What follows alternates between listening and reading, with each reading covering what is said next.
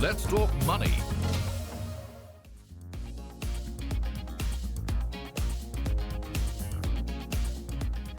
Hello and welcome to a brand new edition of Let's Talk Money. I'm your host, Surabhi Upadhyay. This week, we are going to put the spotlight on investing in global equity markets via global funds, or you can call them international funds. Now, mind you, these are funds that are being run by Indian asset managers. So why do you need to look at these funds in the first place for your portfolio? What is their taxation structure? And what funds could perhaps be suitable for investors given the risk appetite and the risk-taking ability? Well, this is what we talk about, and to help us demystify this world of international investing, we have with us Nasser Salim of Flexi Capital and Niranjan Avasthi of Edelweiss Mutual Fund. Gentlemen, great to have both of you on the show. Thank you so much for joining in.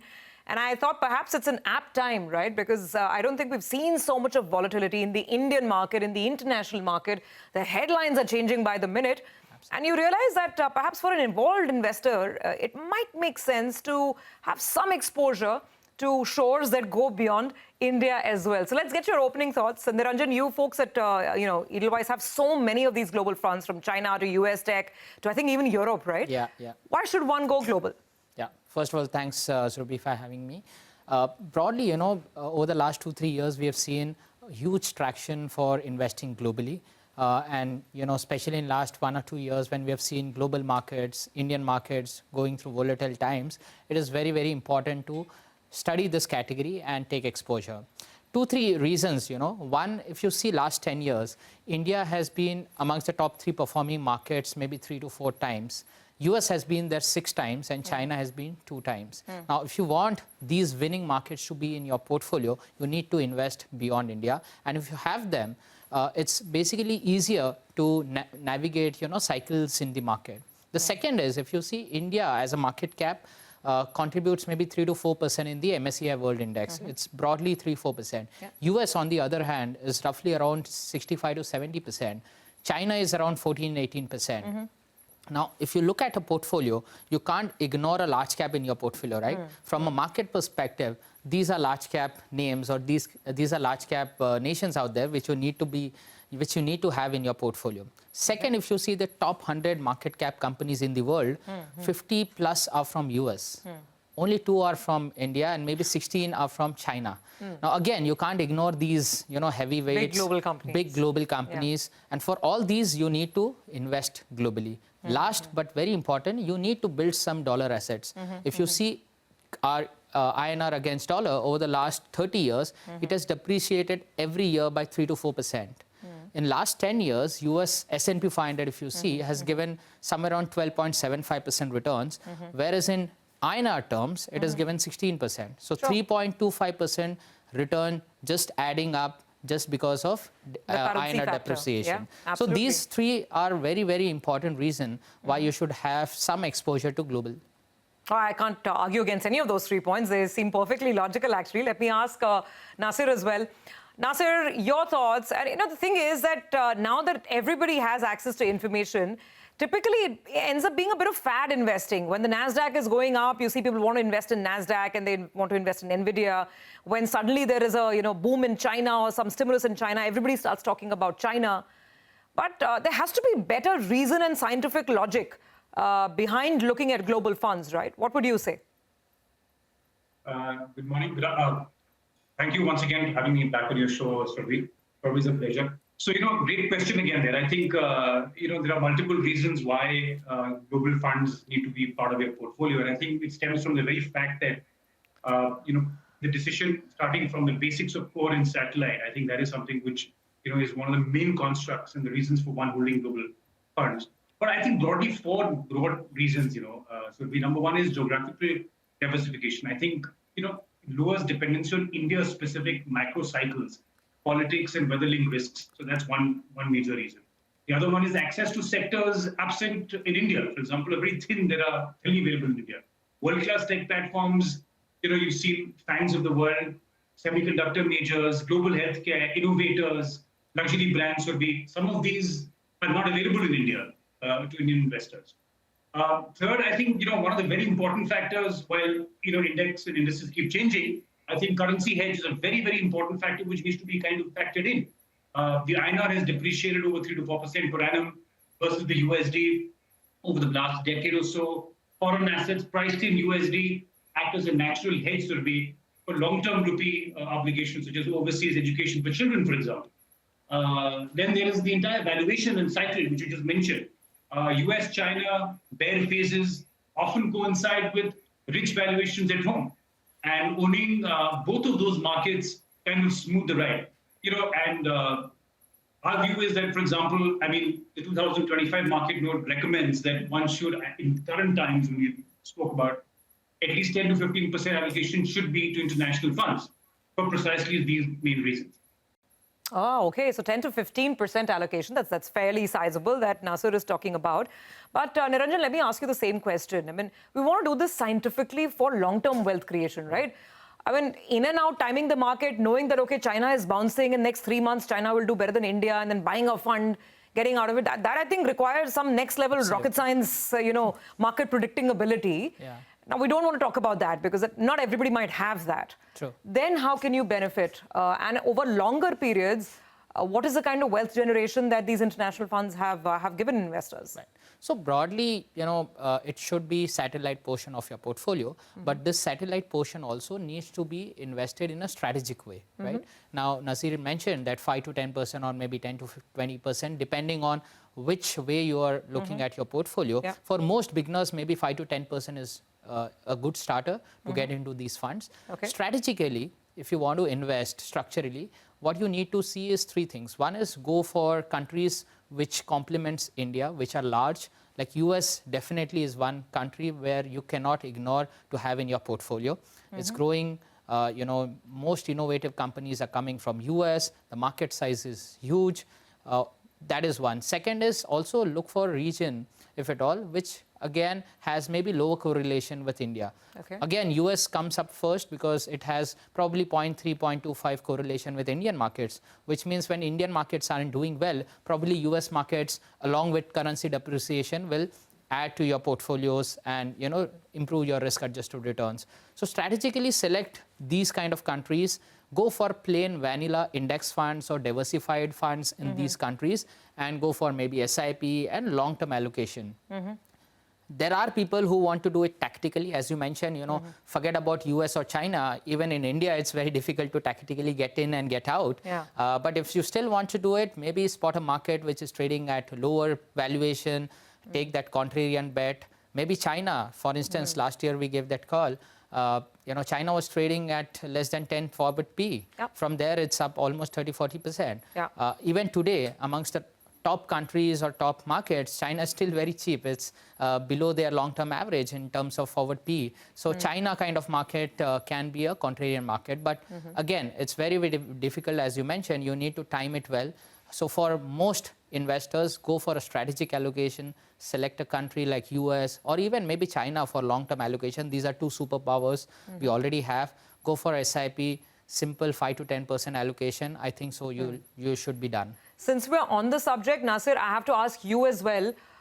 Let's talk about China and US, these 2 big markets, right? If someone has to make fresh exposure to international funds, would you look at international funds that are investing onwards into China right now and the US? Absolutely. So, with specific question to your US and China, see, as far as US is concerned, US indices have rallied since the tariff war has gradually eased off, right, which we're currently in the middle of it. NASDAQ 6.13, S&P 500 4.9% are close to all-time high levels. Negative 6.13 and negative 4.9%. Staggered approach to a US equity is currently a more prudent strategy. I completely agree. An SIP or an STP does warrant at this kind of point of time. A strong positive is the US-China trade war de-escalating. So it's a very, very strong positive for both US. And as far as China is concerned, we have some very interesting themes which you usually don't get to capture otherwise. So there is energy transition, there's frontier China, but active alpha still exists. And this entire lithium space, I think, opportunities there if you have enough active fund of funds or some index, we can index funds or passive routes which are available currently. Those both can be explored between US and China. Our view, of course, is that currently, until things don't get more clear in terms of, the tariff war, which is kind of starting to de-escalate, Until then, we should still feel that there's a lot of opportunity in market neutral options available, which we can talk about as we go along. Okay, fair enough. So let's now talk about the other aspect of this. In the Indian market, when you have decided that you want to invest in international funds, you have to then make the next choice. An active fund, one that's actively managed, where a human being is deciding what stocks will go in that fund, or a passive fund, which will only track an index. It could be any underlying index, like the S&P 500, like the NASDAQ, or many others.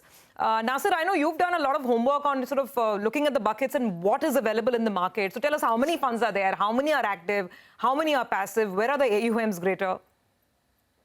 Okay, so before we get into that, so I think currently in the active space, between active and all the international funds that are available right now, we have 66. That's the last count that I have, Surbhi.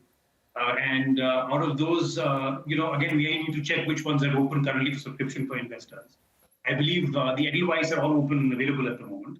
But broadly, to answer your question on active versus passive, see, a passive fund basically tracks the index, or it's an FOF into an ETF. FOF is a fund of fund which is investing underlying into ETFs, and those basically track the S&P 500, for example, the Nasdaq 100 or the MSCI China or other such indices. And 38 of the 66 of these international schemes are currently, which is about 57%, are passive, right? Those are US and China focused, and typically a broad market for holding low cost, no manager risk in a typical passive fund. Now, if you come down to the active fund of funds, we have roughly 28 schemes, about 43% of these, where usually Indian fund by units often oversees the active fund. For example, JPM Global Equity, Schroders is another example, the Global Innovation Fund, which tracks that particular fund. And most of these, again, they capture niche themes, which are not available in India for investors. And that's where we feel there are a lot of active alpha can still be generated on portfolios. So that's broadly it. Amongst the ones which are, by and large open, we have a fairly large list between passive and active. In passive, we have the Mirai Asset, FANG, which is available. It's an ETF plus FOF. We have something on the passive side again, Motilal Oswal S&P 500, which is available. We have the ICICI Prudential Nasdaq 100 Index. In the active space, we have Invesco, India Invesco Global Consumer Trends, which is doing very, it's active and it's open at the moment. As I said to you, Edelweiss Europe Dynamic Equity Offshore Fund is there. Edelweiss US Tech Equity Fund of Fund is there. And then on the fixed income side, because that's again something which one can't ignore completely, we have DSP US Treasury, which is a fund of fund, and something which comes in from the Aditya Birla Sun Life Group as well, which is the US Treasury 3 to 10 year bond ETF fund of fund. So again, some of these between active equity, passive equity, and then fixed income. Okay, so lots of choices out there. But on the active-passive bit, Niranjan, I think this could be confounding for investors, right? You have, like Nasser said, you have 66 funds. Many are active, many are passive. So what should the approach be? I mean, because you're ultimately trusting maybe a foreign, not even an Indian fund manager, right. A foreign fund manager, probably don't know if, what is the underlying portfolio. So is it safer to just, dovetail on an index, or should you look at some active management as well? So I think so, like in India, we also say midway is a better approach. Over here also, specifically if you are investing in US, probably a mix of active and passive makes sense. Go for a FOF active fund, underlying active fund, which has a long track record. Like we have tie-up with JP Morgan. These funds have been in India for almost 10 years or even more than that, 15 years. Look for an active fund, FOF. Passive, you can definitely go for passive, but specifically if you're going for an ETF and buying it in India, it is very, very important to see whether the ETF is trading at a discount or at a premium. What has happened over the last couple of months, or in fact a year, that because the inflows have been stopped, many of these ETFs are trading at a huge premium. In some cases, the premium is as high as 20%. Now, mind you, even if market gives you zero returns and this premium comes down to zero, your return can be negative 20%. So if you're investing in passive, and unfortunately we don't have any index funds, most of these passives are via ETFs, and ETFs trade on Indian markets, Indian exchanges. They trade at a premium because the underlying is closed. So you have to just buy in, sell the units of that only ETF. on the exchange. So you're already paying a premium. Already paying to a premium. the underlying NAV. The moment the underlying fund flows open up, this premium can come down. And we have seen premium hovering from 10% to 30%. Sure. So be very mindful if you're picking for a passive. My bet today would be go for a simple active FOF, which doesn't have this issue for retail investor. Go via SIPs and all and don't worry about all this. Okay. Fair enough. We do have to take a very quick break on that note, but we'll come back on the other side to discuss the other important aspect, which is taxation. A lot of the international funds now enjoy better, favorable taxation compared to where we were historically. But still, how does that eat into your returns? What should be your return expectation? We'll discuss that on the other side.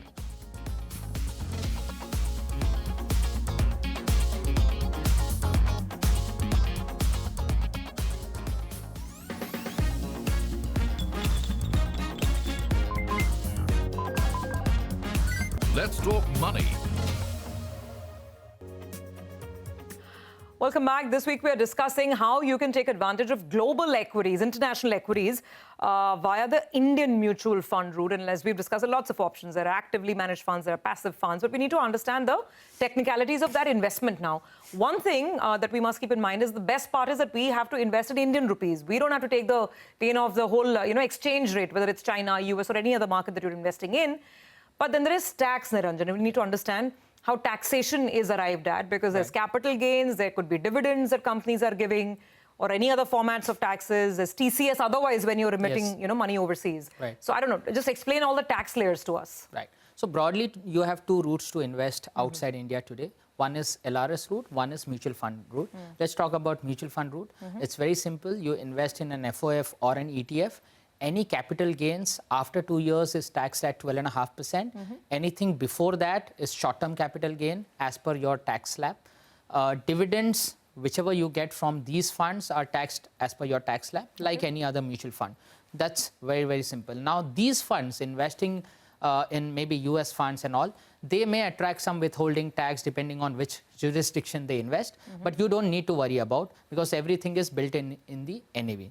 Okay. On the other hand, if you're investing via LRS, there are two taxation that you need to be aware. Three, in fact. One is while you are investing, there is a TCS, which is tax collected at source.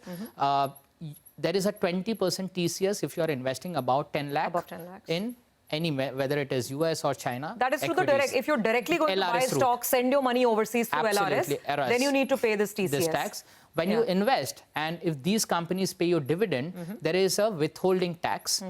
If you're investing in US, the withholding tax as per the DTA is 25%. So you need to pay 25%. If you're investing in Chinese stocks, that tax rate is around 10%. So that is second layer of tax. Third layer of tax is capital gain, which is equally, which is similar to what you pay in MF. After 2 years, 12.5%. Before 2 years, short-term capital gain as per your slab rate. Okay, this is a little complicated. Let me try and recap. So let's start first with capital gains. Capital gains is what's become favorable for international funds now. So if you're holding on your investment for 2 years, then you have to pay long-term capital gains at 12.5%. And short-term would be less than 2 years at your slab rate, right? Yes. TCS, we don't have to bother. If you're going through the mutual fund route, then tax collected as source is not a worry. No. What happens to the dividends if $100 is coming as dividends from a US company? Then what is this? In the fund, I'm just bothered about the dividend that I'm getting, along with my return. So basically, if the fund is investing in a stock or maybe a fund which is paying dividend, then at the fund level, right, there is a withholding tax which the fund pays, or it's deducted at source, and you don't need to worry as an investor. Okay. Now, dividend, if the fund which you are investing in, if that pays a dividend, it is equally like, an equity fund in India paying you dividend, it is taxed at slab rate. Okay. So you don't need to worry about the underlying paying dividend, you need to pay tax on it. Okay. It's not like that. Okay. So in fund of fund or a mutual fund route, it is very, very simple. Okay. Better to go for a growth option, and in a fund of fund structure, the only thing you need to worry is stay invested for more than 2 years and pay that 12.5, nothing else. Now, if I'm invested for at least 3 to 5 years in a global fund, what should be the return expectation? For Indian equities, everybody says that 12 to 15% steady state returns, good returns. What about these international funds? So for US, if you see, I think so, because the way market has been structured in US, it's completely different. It is no more linked to the nominal growth like we calculate in India, because US tech stocks are, I mean, just buzzing. They are giving extraordinary returns, which may continue because even today, the earnings growth expectation over the next 10 years or so is above 15-20%. Okay. Looking at that, I think so anything between 10 to 15% is a reasonable return to expect. Over and above, you should add maybe 2-3% return from currency depreciation. Oh, yes, yes. So whatever return US market gives you, we saw an example, 12.75, but last 10 years in INR, it's 16%. So I think so same expectation you can take over the next 5 to 10 years. But be mindful because tech stocks specifically are highly valued. There can be bouts of volatility. The drawdowns could be higher. Better way is to, as Nasir mentioned, go in a staggered way, start an SIP. Even if you're investing lump sum, invest now, start an additional SIP so that even when markets fall, you buy in more. Okay, got that point. Nasir, coming down to final thoughts then, you've already given us some ideas, I mean, the kind of funds that you like, but recap it all for us, the do's and the don'ts and the mistakes to avoid when you're taking this 10 to 15% exposure to global funds in the portfolio. The question between active and passive, that is something that remains, as one of the main reasons for construction of the overseas portfolio. But clearly, I think, first and foremost, please do not chase returns because of momentum. There are enough changes happening dynamically as we speak. US-China was never thought of that they will come in with a trade agreement so soon, but we see it happening. It's obviously going to ease tension between both US and China. A few weeks ago, we were market neutral. We continue to be market neutral, but US started to look interesting. So don't chase themes basis news flow. You have to be more pragmatic. Look at medium to long term generation of wealth. Number one. Number two, I think very, very important is the end objective, your expectation on returns. I think on international returns, the global fund returns, an investment opportunity vis-a-vis expectation has to be staggered. It can't be lump sum. Please do not look at any money which is lump sum going into any of these funds, because a lot of this changing dynamically, and we feel that a lump sum approach, staggered approach, and again, currency hedge. I think please make sure cognizant of the fact that your underlying investments are going into a different currency. Are you adequately hedged or not from an overall portfolio perspective? I think some of these are very, very important. And last but not the least, I think we need to look at whether the funds that you're investing in are those currently open or not, because there are enough regulations in place today which have been brought in by RBI, and in terms of freezing some of those investments, there's partial relief, and what may or may not be open today. So those are again something which need to be very, very clearly looked into when you're looking at the international funds broadly. And I think the last but not the least is, please don't expect superior risk-adjusted returns very quickly. I remember this old saying that it is not the time, but the timing. It's not the timing, but the time spent in these markets. And the same holds true also of international funds and international markets. So I think broadly, we focus on some of these, and of course, not to forget your taxation impact, which we discussed right now. I think those are again something which need to be factored in when you're looking at international funds between active and passive. All right. Good points there. Thanks for that, Niranjan. Any final tip, word of advice, word of caution to investors as they're getting set on this global journey? Be measured in your approach. Look for long term, because end of the day, these are also equity funds that you are taking exposure. Don't try to be over smart with the market, because it will, hit back. If it doesn't work in India, chances are it won't work internationally. Absolutely, absolutely. The risks are same. There is no easy way to make money. Be very methodical, and your approach should be staggered way.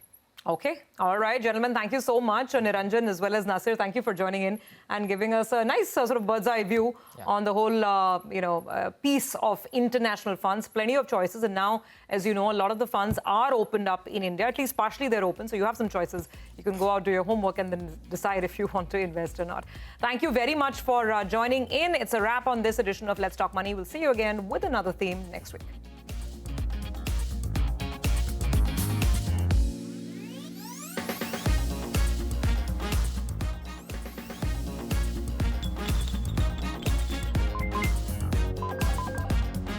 Let's Talk Money